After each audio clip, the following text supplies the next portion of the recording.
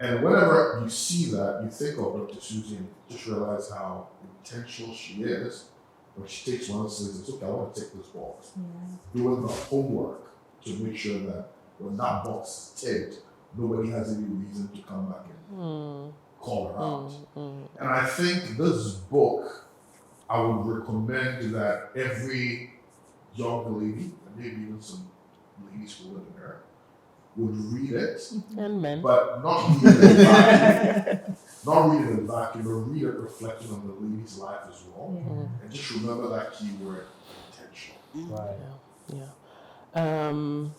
I and to add to that, I whispered men because I think that we and it is something that is creeping up on us and we're not noticing it. The focus on women. And we're leaving the boys, therefore the men. So I am quite deliberate when it comes to that. There's no book that's meant for women, really. Right. Even if it's meant for women, you want a man to read to understand the woman's Have a perspective. perspective. Yes. So that the same way you're saying you're intentional, or she's intentional, it's not, intentionality is not a gift or the preserve of women. You know, more so men because they're in leadership roles. So I just thought I'll add to that. So, Dr. Susie, 3 years in the making of this book.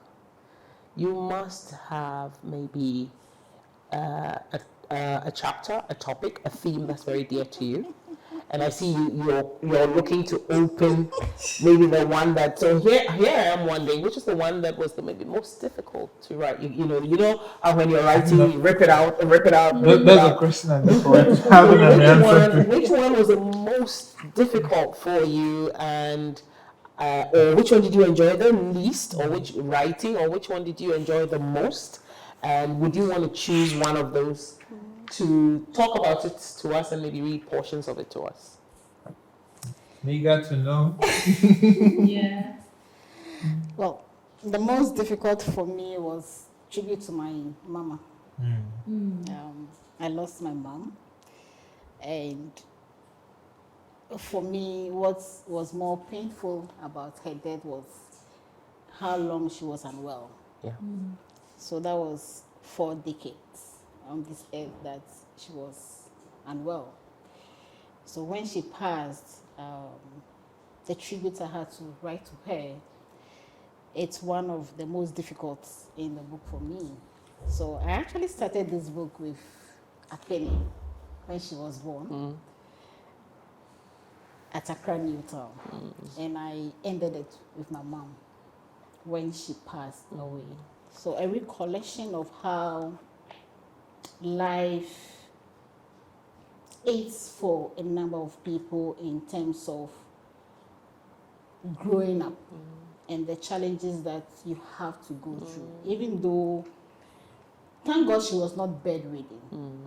A friend of mine lost her dad yesterday, and she said, Susie, my dad was bedridden for 15 years. And I was like, Mom, my mom was unwell for 40 years, but she was not bedridden. So you can imagine what the family had to go through to have a parent who was bedridden for that long.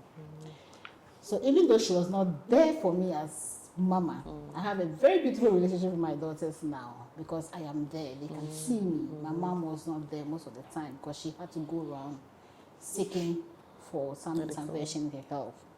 She was always pushing me about education. She's like, Susie, I did not get that much out of education. You must get it all.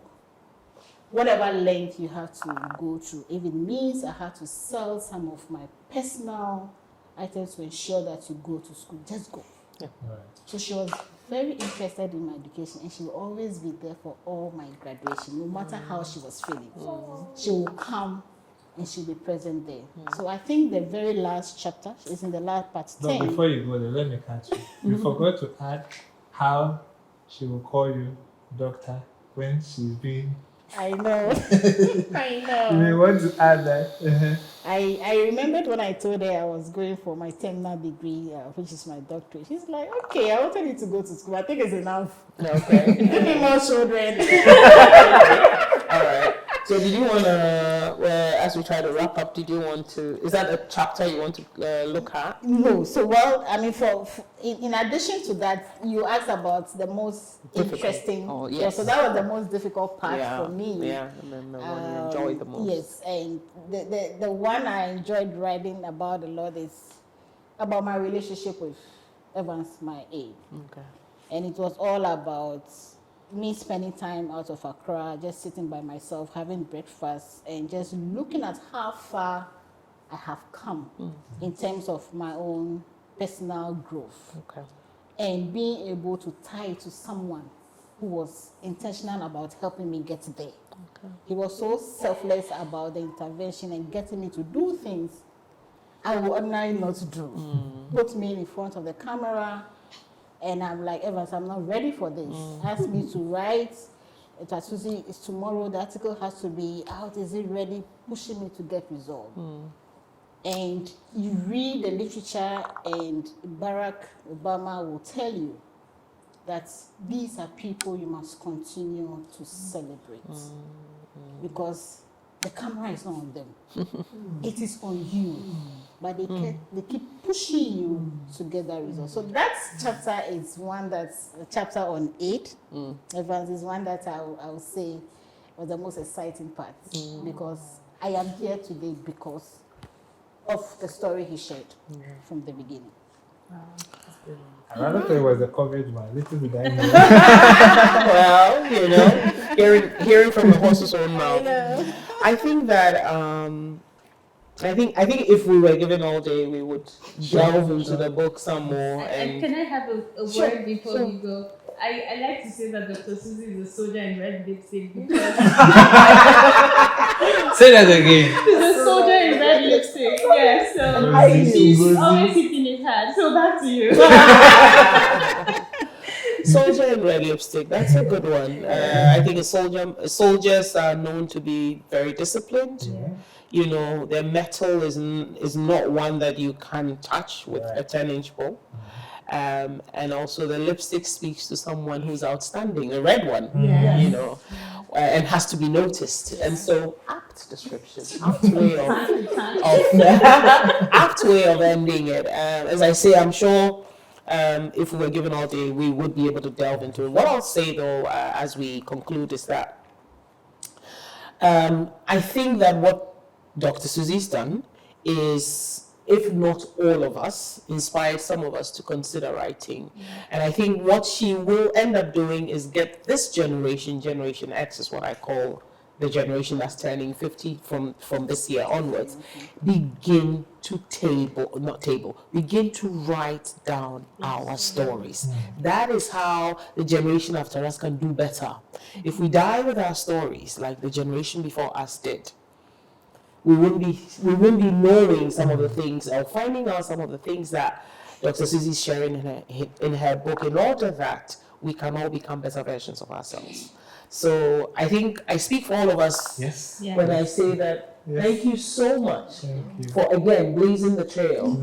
And I challenge all of us here to each write, even if it's a pamphlet, write something for the generations to come. It may be for some, whatever, whether it's a memoir, because that's what I noticed, it's not necessarily a memoir, it's a mix of musings. Yes, yes, it really is woven. It truly is woven. And I think that when we all start this, she's, as it were, thrown out the challenge there.